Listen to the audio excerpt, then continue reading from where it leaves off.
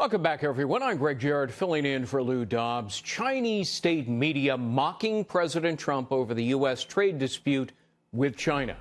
In an English-language video, an anchor thanks President Trump for pointing out the need to wean off American goods like bourbon and bacon. And the video has since been removed from the network's official YouTube and Twitter accounts.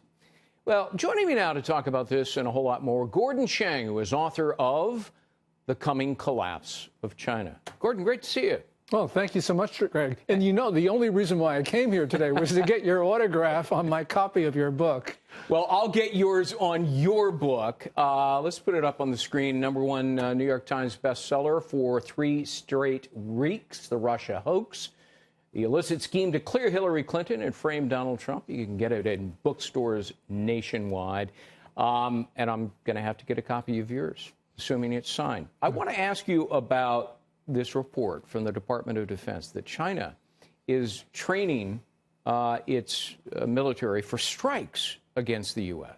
Well, the Chinese have been configuring their military to hit us, and this is for decades. But they're not only just trying to configure their military or practice these strikes on the U.S., they're actually attacking American planes.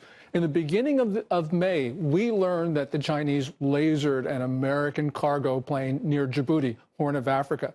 They blinded 2 pilots. Right. Now, if you try to blind the pilots of a plane, we have to assume you're trying to bring it down. Now, for what purpose would they do that? They want to drive us from the region. They want to drive us from the region. There are a lot of these laser attacks in the South China Sea and East China Sea close to their shores, and they think that this and other things that they've been doing, like harassing Navy ships, will sort of break our will and eventually force us to leave. I think it actually does the opposite. It makes us more resolved to make sure that we defend the international system and defend the global commons. There is an obsession in America currently that, Russia, Russian meddling in the election. But there are other players as well. Yeah. John Bolton, the National Security Advisor, talked about China, Iran, and North Korea. The Chinese spend an enormous amount of money trying to change the perceptions of Americans about China. They may be interfering in direct elections, but mostly what this is just trying to change perceptions. So we have Confucius Institutes on college campuses, Confucius classrooms in secondary schools, the billboards in Times Square, right. Enormous expenditures where we see with regard to think tanks. So this is a much more broad-based effort than the Russians. And it really actually makes the Russian effort look puny. And Iran and North Korea also doing similar things?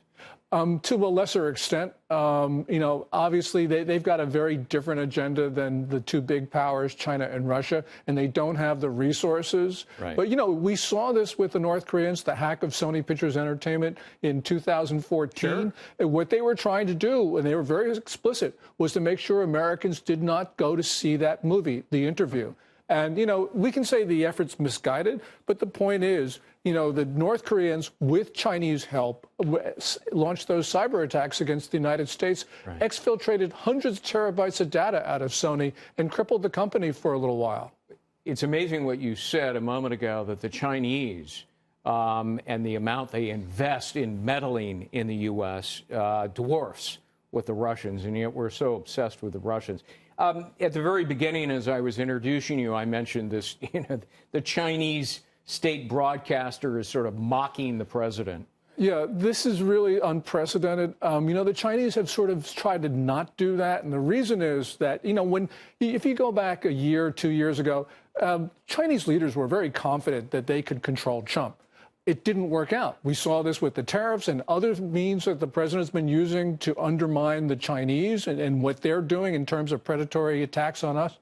And so right now, I think the Chinese political system is in a little bit of disarray, so they've been backing away from Trump. This was unusual, and this actually very well may be a sign that they have changed their minds. Look, we're trying to stop their theft of U.S. intellectual property. We're trying to do all sorts of things stop them from doing all sorts of things that they shouldn't be doing. And now the Chinese are actually starting to think, no, they're actually going to go forward with this stuff.